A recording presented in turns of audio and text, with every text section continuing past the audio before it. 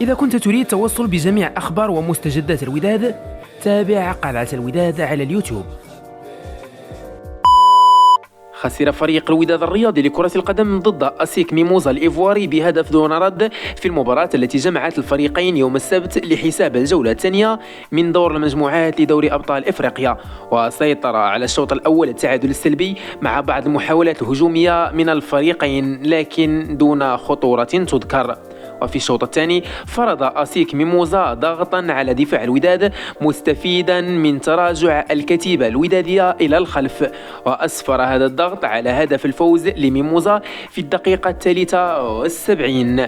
وبهذه النتيجة احتل أسيك ميموزا صدارة المجموعة الثانية برصيد 4 نقاط بفارق نقطة عن جوانين جالاكسي، فيما يحتل سيمبا التنزاني المركز الثالث بنقطتين، والوداد في المركز الأخير بدون أي نقاط. ولما انتهت المباراة في الساعات القليلة الماضية، خرجت بعد التقارير الصحفية تؤكد أن الإقالة تهدد مدرب الوداد عادل رمزي عقب هذه الهزيمة الرابعة المحققة على التوالي ب1-0 في مباراة جمعت الفريقين مساء يوم السبت 2 دجنبر 2023 في ملعب فيليكس في العاصمة أبيجان برسم الجولة الثانية من دور المجموعات لدوري أبطال إفريقيا. وكان عادل رمزي قد مني بالهزيمة الثالثة قبل هذه الجولة ضد الجيش الملكي، فيما انهزم كذلك ضد فريق جالاكسي وقبلها ضد فريق ماميلودي سان داونز.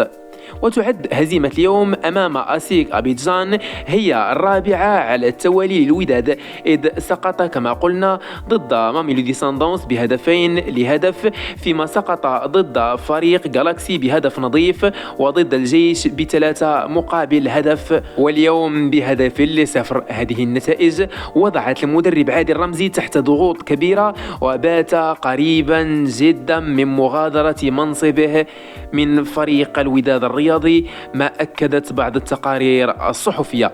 وعقب الخسارة المهينة أمام أسيك ميموزا، تعقدت وضعية الوداد في المجموعة الثالثة التي بات هو الأخير فيها بدون نقاط، ويحتل أسيك المركز الأول ب4 نقاط بالتساوي مع جوانين جالاكسي ب4 نقاط كذلك. وسيستقبل الوداد في الجولة الثالثة نظيره سيمبا التنزاني السبت المقبل 9 دجنبر 2023، ثم يرحل إلى تنزانيا لمواجهة الفريق ذاته في الجولة الرابعة، على أن يرحل بعد ذلك إلى بوتسوانا لمواجهة جوانين جالاكسي في الجولة الخامسة، ثم يستقبل في الجولة الأخيرة أسيك ميموزا.